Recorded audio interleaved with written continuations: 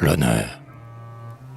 C'est par un soir humide et triste de l'automne, dans les plis du brouillard, la plainte monotone du Saint-Laurent se mêle au murmure confus des chênes et des pins dont les dômes touffus couronnent les hauteurs de l'île Sainte-Hélène. Au loin, tout est lugubre. On sent comme une haleine de mort flotter partout dans l'air froid de la nuit. Au zénith nuageux, pas un astre ne luit. Tout devrait reposer. Pourtant, sur l'île sombre, à certaines lueurs qui se meuvent dans l'ombre, on croirait entrevoir, vaguement dessinés, groupes mystérieux partout disséminés. On se serrant la main avec des airs funèbres, comme des spectres noirs rôdés dans les ténèbres. Tout à coup, sur le front estompé des massifs, éteignant d'or le fût des vieux ormes pensifs, dans les pétillements attisés par la brise, et les craquements sourds du bois sec qui se brise, éclatent les rougeurs d'un immense brasier. Prenant pour piédestal l'affût d'un obusier, une homme au même instant domine la clairière. À son aspect, un bruit de fanfare guerrière retentit. Du tambour, les lointains roulements se confondent avec les brefs commandements qui, prompts et saccadés, se croisent dans l'espace. Place. C'est la rumeur de bataillon qui passe. Un autre bataillon le suit, et tour à tour, on voit les régiments former leur rang autour du rejoyant foyer dont les lueurs troublantes éclairent vaguement ces masses ambulantes, à chaque baïonnette allumant un éclair. Alors, couvrant le bruit, un timbre mâle éclaire, où vibre je ne sais quel tremblement farouche, résonne et, répété tout bas de bouche en bouche, au milieu des rumeurs qui flottent dans le vent, laisse tomber ces mots. Les drapeaux en avant. Arrêtons-nous devant cette page d'histoire. Nos conquérants étaient maîtres du territoire. Cerné dans Montréal, le marquis de Vaudreuil, après plus de 7 ans de lutte et de deuil, après plus de 7 ans de gloire et de souffrance, ne voyant arriver aucun secours de France, dans sa détresse amère avait capitulé. L'orgueilleux ennemi même avait stipulé. La rougeur à ma joue, hélas, en monte encore. Le lendemain même, au lever de l'aurore, nos défenseurs, parqués comme de vils troupeaux, au général anglais remettraient leur drapeau. Leur drapeau. Un drapeau dont le pli fier et libre, durant un siècle, avait soutenu l'équilibre contre le monde entier, sur tout un continent. Ces drapeaux dont le vol encore tout frissonnant, du choc prodigieux des grands tournois épiques, 100 ans avait jeté, des pôles aux tropiques, son ombre glorieuse au front des bataillons. Ces drapeaux dont chacun des sublimes haillons, noirs de poudre, rougis de sang, couverts de gloire, cachaient dans ses lambeaux quelques noms de victoire.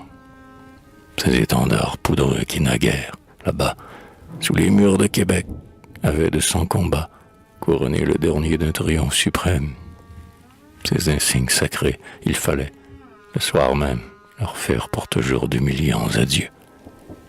Indignés, révoltés par ce pacte odieux, Lévis, ce dernier preux de la grande épopée, le regard menaçant, la main sur son épée, s'était levé soudain, et son long argument contre l'insulte avait protesté fièrement. 20 000 Anglais sont là qui campent dans la plaine. Lui n'a plus qu'un débris d'armée à Sainte-Hélène. N'importe.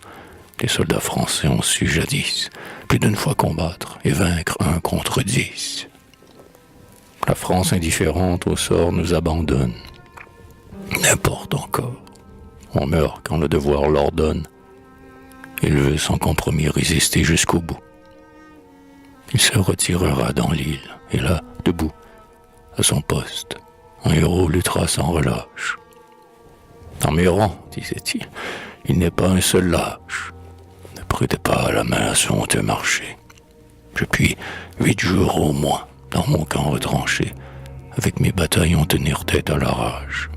Mais si la France encore, trompant notre courage, refuse d'ici là le secours imploré, dans un combat fatal, sanglant, désespéré, tragique dénouement d'une antique querelle, Nous saurons lui montrer comment on meurt pour elle.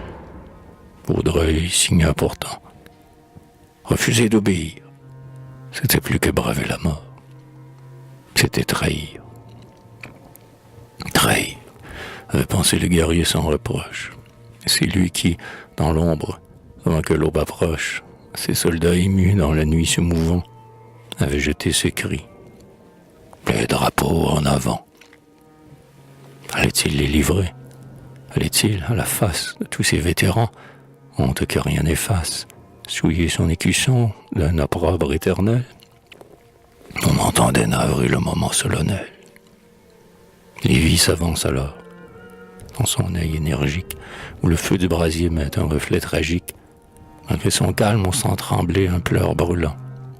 Vers le drapeau en deuil, l'homme marche à pas lents. Et, tandis que la main de l'histoire burine, lui, les deux bras croisés sur sa vaste poitrine, contemplant ses lambeaux tant de gloire à lui, longtemps et fixement regarde devant lui. Dans le fond de son cœur, il évoque sans doute tous les morts généreux oubliés sur la route, où, tout illuminé de reflets éclatants, ces guidons glorieux marchaient depuis 100 ans. Enfin, comme s'il eût entendu la réponse, pendant que son genou dans le gazon s'enfonce, refoulant ses sanglots, dévorant son affront, sans les fleurs de lys d'or, il incline son front. Et, dans l'émotion d'une étreinte dernière, de longs baisers d'adieu couvrent chaque bannière. Et maintenant, dit-il, mes enfants, brûlez-les, avant que d'autres mains les livrent aux Anglais. Alors, spectacle étrange et sublime, la foule, ondulant tout à coup comme une vaste houle, s'agenouille en silence et solennellement dans le bûcher sacré qui sur le firmament, avec des sifflements rauques comme des râles, détache en tourbillon ses sanglantes spirales. Parmi les flamboiements d'étincelles, parmi un flot de cendres en feu par la braise vomie, sous les yeux du héros grave comme un apôtre, chaque drapeau français tomba l'un après l'autre. Quelques crépitements de plus, et ce fut tout. Alors, de Montréal, de Longueuil, de partout, les postes ennemis crurent, dans la rafale, entendre une clameur immense et triomphale.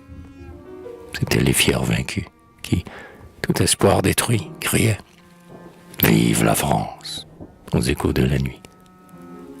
Oh Lévi, ô soldats de cette sombre guerre, si vous avez pu voir les hontes de naguère, que n'êtes-vous soudain sortis de vos tombeaux, et, vengeurs, secouant les augustes lambeaux, de vos drapeaux en feu, dans votre sainte haine, venus en cravacher la face de Bazaine.